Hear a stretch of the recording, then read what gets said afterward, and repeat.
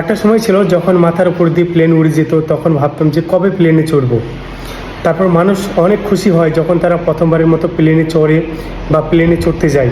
কালকে যে ঘটনাটি ঘটলো, এয়ার ইন্ডিয়া প্লেনটির নাম্বার হচ্ছে যে AI-171, তার মধ্যে ছিল 242 জন প্যাসেঞ্জার প্লাস ক্রু মেম্বার্স ছিল। তাদের মধ্যে ছিল পর্তুগিজ, তারপর কানাডা লোক ছিল, ব্রিটিশ ছিল, ইন্ডিয়ান ছিল।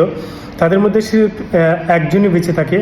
বাকি 241 জন প্লাস ক্রু মেম্বার, তারপরে যে আর কতজন মানুষ মারা গেছে এখনও ঠিক বলতে পারছি না, কারণ যে প্লেনটি যেখানে ক্র্যাশ হয় সেখানে ছিল একটা মেডিকেল কলেজ, আর প্লেনটি গিয়ে পরে সেই মেডিকেল কলেজের হসপিটালে, সেই হসপিটালের মধ্যে যে কতজন কি মারা গেছে তার এখন কোনো হিসাব পায়নি।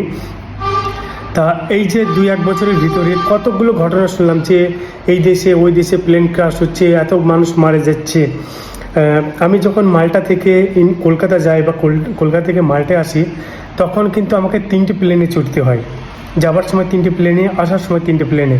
আর আমরা যখনই প্লেন বুক করতে যাই, কারণ অনেকটা দূর, তো আমাদেরকে মিনিমাম 70,000, 1 লাখ এরকম আপ অ্যান্ড ডাউনের জন্য পে করতে হয়। তা সবাই চাই যে টাকা বাঁচানোর জন্য। তা আমরা টাকা বাঁচানোর জন্য যখন আমরা প্লেন বুক করতে যাই, তখন আমরা সস্তা প্লেন খুঁজি।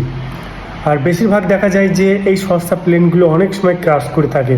যেমন এক্সপেন্সিভ প্লেন আছে এমিরেটস, এইগুলো কিন্তু অনেক এক্সপেন্সিভ, যে কারণে আমরা বুক করতে পারি না। যখন মানে প্রথমবার অনেক খুশি হতাম, অনেক ভালো লাগতো প্লেনে ওঠার পরে, আর এখন যখন প্লেনে উঠি তখন বিরক্ত লাগে। আর যখন উপর থেকে নিচে তাকাই অনেক ভয় লাগে, যে মনে হয় যে হয়তো প্লেনটা এখনই ক্র্যাশ করে যাবে, অন্যদের মতো আমাদের আমরা একটা নিউজ হয়ে যাব, এরকম হচ্ছে। এখন প্লেনের নাম শুনলেও মানুষ, প্লেনে ওঠার কথা শুনলেও মানুষ ভয় পাচ্ছে।